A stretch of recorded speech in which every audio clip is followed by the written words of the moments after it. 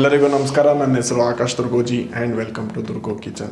ಇವತ್ತು ನಾನು ನಮ್ಮ ಸೌತ್ ಇಂಡಿಯನ್ ಸ್ಟೈಲ್ ಹೆಲ್ದಿ ಮತ್ತು ಟೇಸ್ಟಿ ಡೆಸರ್ಟ್ ಮಾಡ್ತಾಯಿದ್ದೀನಿ.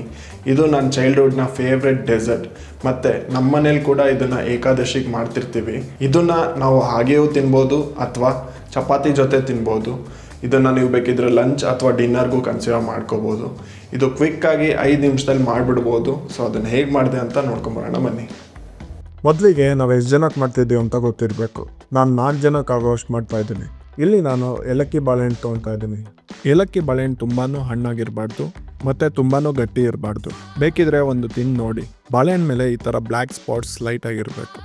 ಇಲ್ಲಿ ಬೇಕಿದ್ರೆ ಪಚ್ಚ ಬಾಳೆಹಣ್ಣು ತೊಗೋಬೋದು, ಬಟ್ ಅದು ಸ್ವಲ್ಪ ಮೆತ್ತಗಿರುತ್ತೆ ಮತ್ತು ಸ್ವಲ್ಪ ಹೊತ್ತಾದ್ಮೇಲೆ ಕಪ್ಪಾಗಕ್ಕೆ ಸ್ಟಾರ್ಟ್ ಆಗುತ್ತೆ. ಒಬ್ಬರಿಗೆ ಮಿನಿಮಮ್ 2 ಬಾಳೆಹಣ್ಣು ಬೇಕಾಗುತ್ತೆ. ನಾವಿವತ್ತು 4 ಜನಕ್ಕೆ ಮಾಡ್ತಿರೋದ್ರಿಂದ 8 ಬಾಳೆಹಣ್ಣು ತೊಗೊಳ್ತಾ ಇದ್ದೀನಿ. ನೆಕ್ಸ್ಟ್ ಈ ಬಾಳೆಹಣ್ಣು ಸಿಪ್ಪೆ ಎಲ್ಲ ಸುಲ್ತ್ಕೊಂಡು ಸೈಡಿಗೆ ಇಟ್ಕೊಂಡ್ಬಿಡೋಣ.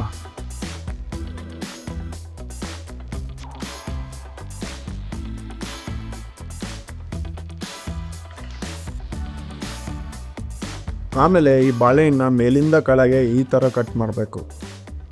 ಇಲ್ಲಿ ಬೇಕಾದರೆ ಇನ್ನೊಂದು ಕಟ್ ಕೂಡ ಮಾಡ್ಬೋದು, ತುಂಬ ಚಿಕ್ಕದು ಬೇಕಂದರೆ. ಅದಾದಮೇಲೆ ಈ ಥರ ಅಡ್ಡ ಮಲಗಿಸಿ ಸಣ್ಣದಾಗಿ ಕಟ್ ಮಾಡ್ತಾ ಹೋಗಬೇಕು. ಈಗ ಮಿಕ್ಕಿರೋ ಬಾಳೆಹಣ್ಣು ಇದೇ ಥರ ಕಟ್ ಮಾಡ್ಕೊಂಡ್ಬಿಡೋಣ. ಇಲ್ಲಿ ಬೇಕಿದ್ದರೆ ಸ್ಮ್ಯಾಶ್ ಕೂಡ ಮಾಡ್ಬೋದು, ಬಟ್ ಇದನ್ನು ಈ ಥರ ತಿಂದರೂ ಚೆನ್ನಾಗಿರುತ್ತೆ. ಬಾಳೆಹಣ್ಣು ಏನಾದರೂ ಇನ್ನೂ ಪ್ರಾಪರಾಗಿ ಕಟ್ ಆಗಿಲ್ಲ ಅಂದರೆ ಈ ಥರ ಬಿಡಿಸ್ಕೊಂಬಿಡಿ.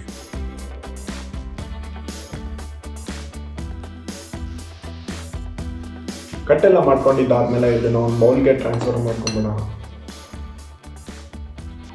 ಇದಕ್ಕೆ ಒಬ್ಬರಿಗೆ 2 ಸ್ಪೂನ್ ಹಂಗೆ 4 ಜನಕ್ಕೆ 8 ಟೀ ಸ್ಪೂನ್ ಶುಗರ್ ಹಾಕಬೇಕು.